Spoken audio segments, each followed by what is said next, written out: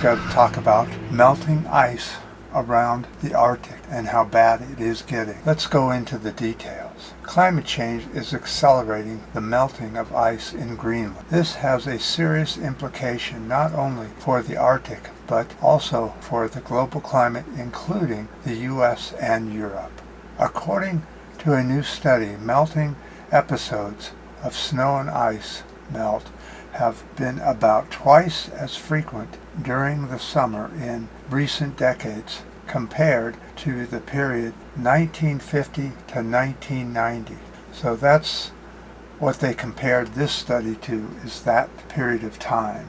During the summer of 2012, 610 gigatons of ice melted, and in 2019, 560 gigatons melted. In addition, about 40% of the melting episodes have been extreme in recent decades. This figure rises to 50% in the coldest areas in the north and the northwest of Greenland. The ice melting has been directly linked to global warming. Well, that's obvious.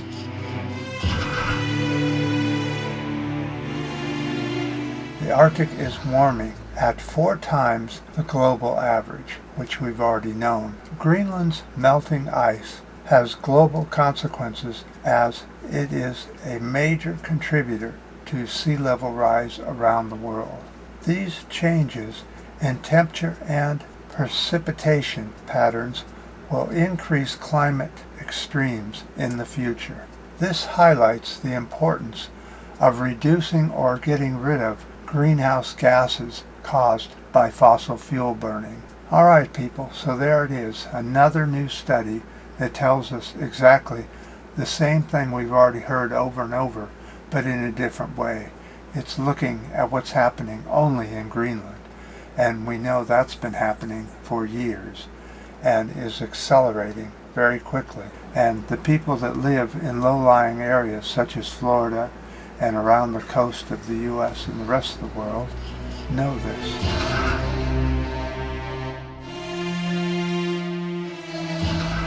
It's really important that we don't rely solely on the governments to change the rules of using fossil fuel. That's something the people have to do. Buy smaller vehicles. If you can buy electric, it's better. Electric is more efficient than driving around a gas-guzzling vehicle just because of status. You want something big so you can show off to your friends that you have something bigger than they have. That's just not compatible with the planet that we have. You can't keep showing off that you have a bigger house than the next door neighbor. We have to forget all that and start thinking about the planet. Now, on another subject, we have an election here in the U.S. coming up, and about 40 to 45% of the U.S. thinks it's time to turn the U.S. into a fascist country. Well, I have a video down below in the description area I would absolutely love if you guys watched.